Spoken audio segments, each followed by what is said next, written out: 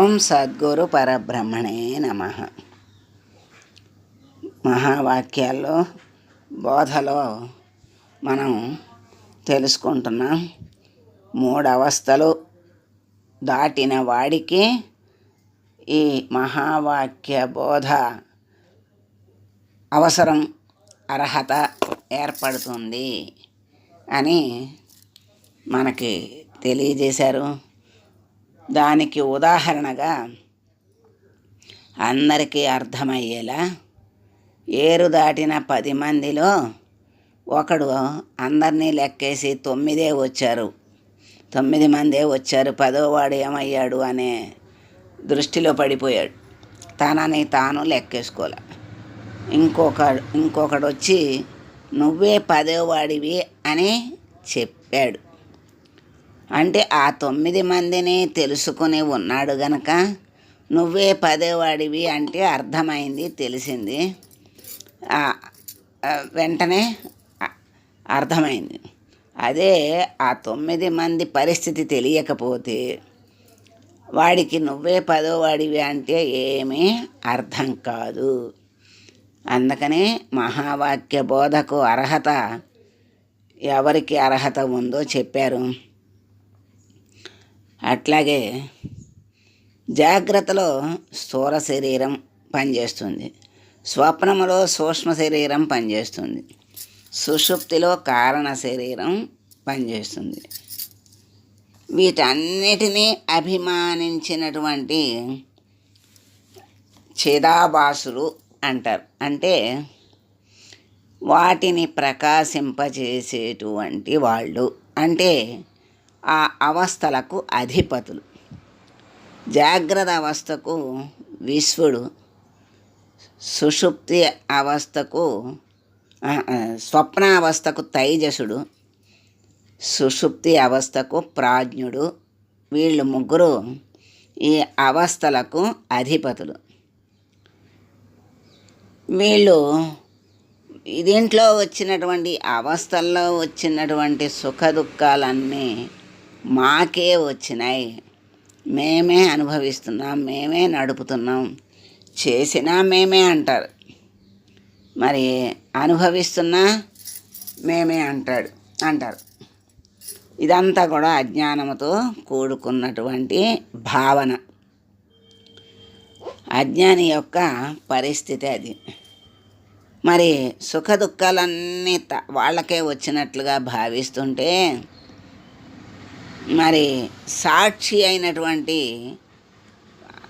పరమాత్మ ఆయనతో తాదాత్మ్యం ధ్యాస చేత తనకే వచ్చినట్లు భావించాడు.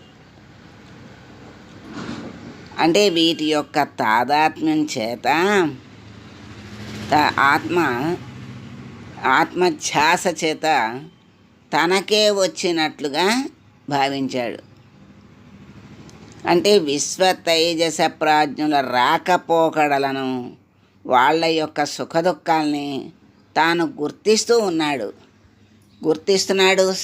3 అవస్థల యందు ఏకాకారంగా నిర్వికారంగా ఉన్నాడు. అట్లా ఉండటం వల్లే ఆ అవస్థల యొక్క స్థితుల్ని, ఇప్పుడు జాగ్రత్తలో మెలకుగా ఉన్నప్పుడు ఇది చేశాను, నిద్రలో ఈ స్వప్నంలో ఈ కల వచ్చింది, సుషుప్తిలో హాయిగా నిద్రపోయాను, ఇవన్నీ చెప్తున్నాడు. అంటే నిద్రలో చెప్తున్నాడా నేను హాయిగా నిద్రపోయానని? మెలకువ వచ్చాక చెప్తున్నాడు. అంటే నిద్రలో అది కూడా చెప్పలేడు, అది కూడా లేదు. అక్కడ శరీరమే లేదు, శరీరానికి ఉన్న వాక్ ఎలా వస్తుంది? అక్కడ లేదు, 3 ఏమీ లేవు అక్కడ. అందుకని మెలకువ వచ్చాక చెప్తాడు. ఈ రాకపోకడలు, సుఖ దుఃఖాలు, మూడిటి యొక్క స్థితుల్ని అన్నిటినీ కూడా ఎవరు చెప్తారు? సాక్షిగా ఉన్నటువంటి పరమాత్మ చెబుతాడు. మరి ఎట్లా ఒకే నిర్వికారంగా సర్వావస్థల యందు కూడా ఆ ఆత్మ అనేది ఉండటం వల్లే ఆ అవస్థల యొక్క స్థితుల్ని చెప్పగలుగుతున్నాను. లేకపోతే చెప్పలేను అనేటువంటి జ్ఞానం కలగాలి కదా. జ్ఞానం కలిగితే అది జ్ఞానం. అలా కలగక నేనే ఇవన్నీ నేనే అనుభవిస్తున్నా నేనే అంటే మేనుగానో లేకపోతే ఈ అవస్థాధిపతులుగా కూడా తెలియదు వాడికి. అట్లా అజ్ఞానంతో అనుకుంటూ ఉంటాడు నేనే అనే ఉద్దేశంతో. ఆ విచారణ చేస్తే ఆ మూడిటికి సాక్షిగా ఉన్నటువంటి తాను, ఆ నేననే ఆత్మ ఉండటం వల్లే ఈ అవస్థల మార్పులని చెప్పగలుగుతున్నాను. లేకపోతే ఆ అవస్థల్లో చెప్పే మార్పులు ఎవరు చెబుతారు? ఎవరు చెప్పలేరు, చెప్పేవాళ్ళే ఉండరు. కనుక ఇప్పుడు తానేమవ్వాలి? అవస్థాత్రయ సాక్షిని, నేను అవస్థాత్రయ సాక్షిని అని తెలుసుకోవాలి.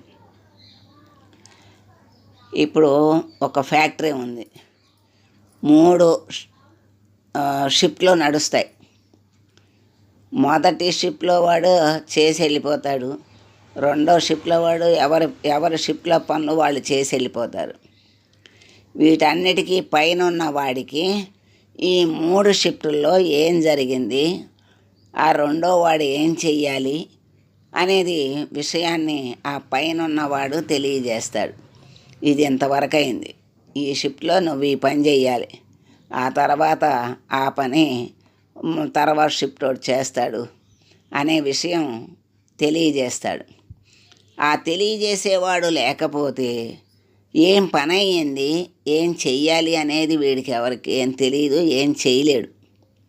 కనుక తెలియచెప్పేవాడు ఉంటేనే మనం తెలుసుకోగలుగుతాం, చెయ్యగలుగుతాం.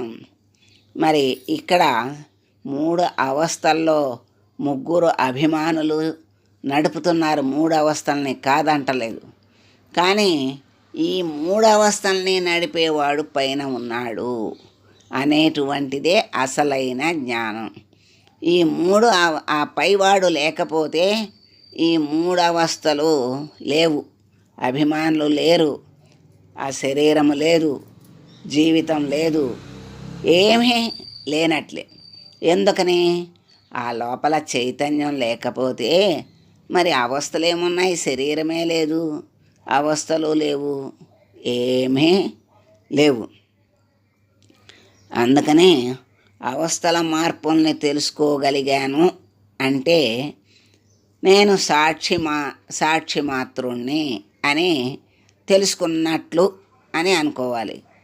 నేను సాక్షి అని తెలుసుకున్నాడు.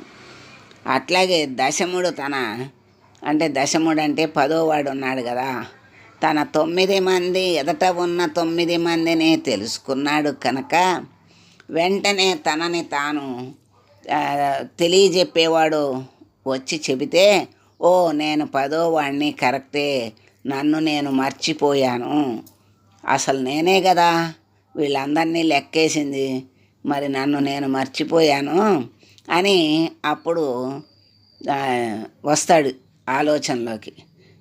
అది అట్లా తెలియజేసేవాడే అవస్థాత్రయ సాక్షి. అట్లా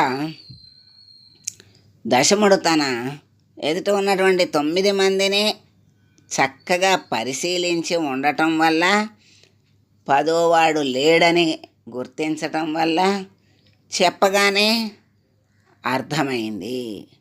అట్లాగే దేహత్రయం అవస్థాత్రయులు పరిశీలించి మరి అవస్థలకు అధిపతుల్ని అన్నిటినీ తెలుసుకుని ఇవన్నిటికీ సాక్షి మాత్రుడుగా నేనున్నాను, అంతేగాని ఇవన్నీ నేను కాదు అనేటువంటి నేను సాక్షినే అని రూఢిపరుచుకుంటే తాను జ్ఞానముతో ఉన్నట్లు,